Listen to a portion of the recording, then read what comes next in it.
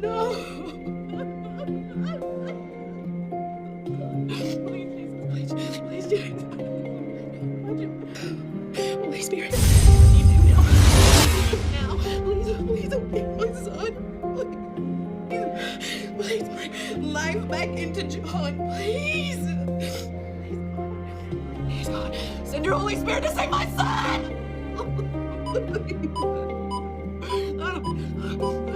We've got a pulse. We've got a pulse. Hormatilah Roh Kudus dalam kehidupan Anda sehari-hari. Roh Kudus seringkali merupakan anggota Tritunggal yang terlupakan. Orang Kristen semua tahu tentang Tuhan. Kita belajar tentang Yesus setiap minggu di gereja.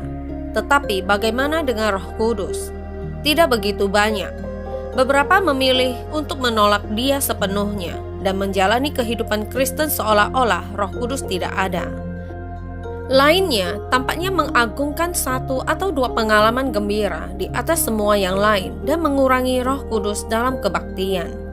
Tetapi satu hal yang tidak dapat kita hindari sebagai orang Kristen adalah bahwa Yesus sendiri menunjuk kepada Roh Kudus dan mengatakan kepada murid-muridnya untuk hidup dalam kuasa Roh. Tetapi kamu akan menerima kuasa kalau Roh Kudus turun ke atas kamu, dan kamu akan menjadi saksiku di Yerusalem dan di seluruh Yudea dan Samaria dan sampai ke ujung bumi.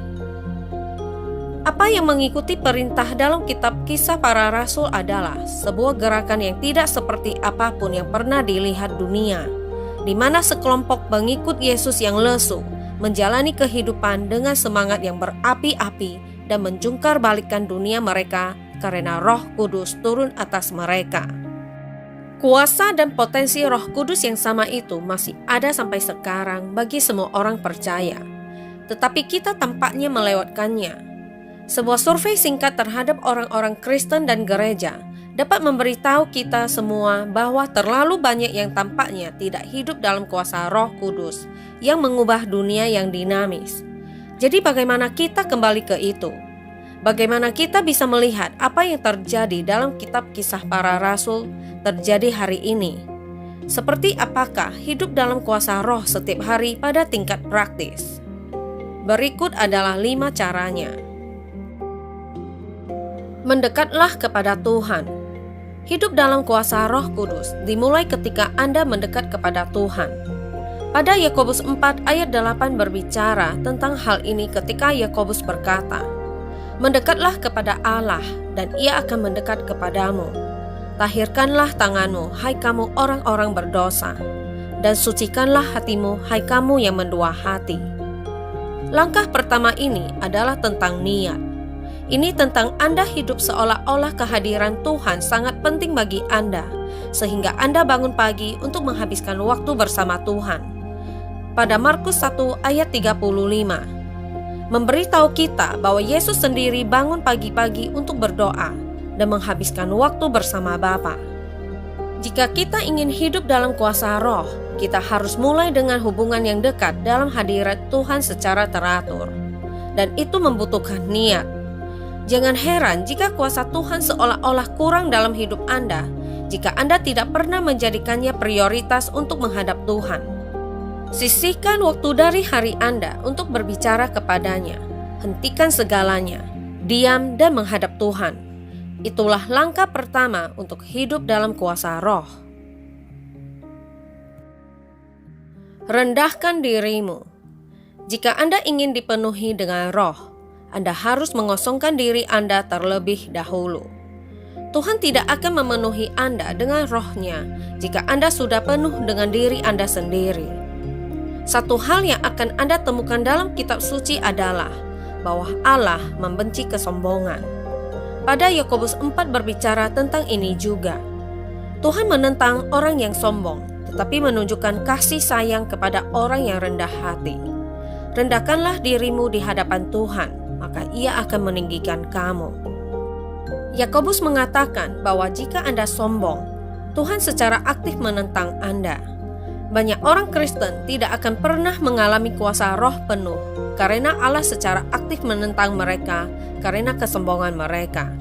Tuhan membenci kesombongan. Merendahkan diri sendiri adalah tentang penyerahan diri mengosongkan diri Anda sendiri sehingga Tuhan dapat memenuhi Anda dengan roh. Berdoalah dengan berlutut, nyatakan ketergantungan Anda kepada Tuhan, mintalah bantuannya, kembangkan kerendahan hati. Hidup dalam kuasa roh tidak akan pernah terwujud tanpa kerendahan hati. Jadi, bagaimanapun Anda perlu mengatasi diri sendiri. Patuhi apa yang roh perintahkan Anda untuk lakukan. Ini membutuhkan mendengarkan dan kepatuhan. Pertama, ketika Anda menghadap Tuhan, jangan banyak bicara. Dengarkan. Jika Anda melihat Kisah Para Rasul 13, Anda akan menemukan bahwa misionaris pertama pernah diutus ketika sekelompok pemimpin gereja bersama-sama berdoa dan berpuasa. Roh tidak hanya berbicara, mereka mendengarkan dan menaati. Pada suatu hari, ketika mereka beribadah kepada Tuhan dan berpuasa, berkatalah Roh Kudus, "Khususkanlah Barnabas dan Saulus bagiku untuk tugas yang telah kutentukan bagi mereka." Maka berpuasa dan berdoalah mereka, dan setelah meletakkan tangan ke atas kedua orang itu, mereka membiarkan keduanya pergi. Sama seperti Anda secara naluriah mengetahui suara ibu Anda, karena Anda telah menghabiskan begitu banyak waktu bersamanya. Semakin banyak waktu yang Anda habiskan di hadirat Tuhan, semakin Anda mengenali suara rohnya. Maka terserah Anda untuk patuh. Karena ketika roh berbicara, dia tidak memberi Anda saran, dia memberi Anda perintah. Tetapi karena Anda sudah merendahkan dan menyerahkan diri Anda pada titik ini, Anda siap untuk patuh. Spesialisasi dalam karunia rohani Anda. Kita biasanya tidak terlalu memikirkan hal ini, tetapi karunia-karunia rohani sangat penting. Inti dari karunia-karunia tersebut adalah bahwa itu adalah cara kebiasaan Tuhan untuk menggunakan kuasa Roh Kudus di dalam dan melalui hidup Anda. Atau dengan kata lain, jika Anda ingin hidup dalam kuasa roh setiap hari, temukan dan bersandarlah pada karunia rohani Anda.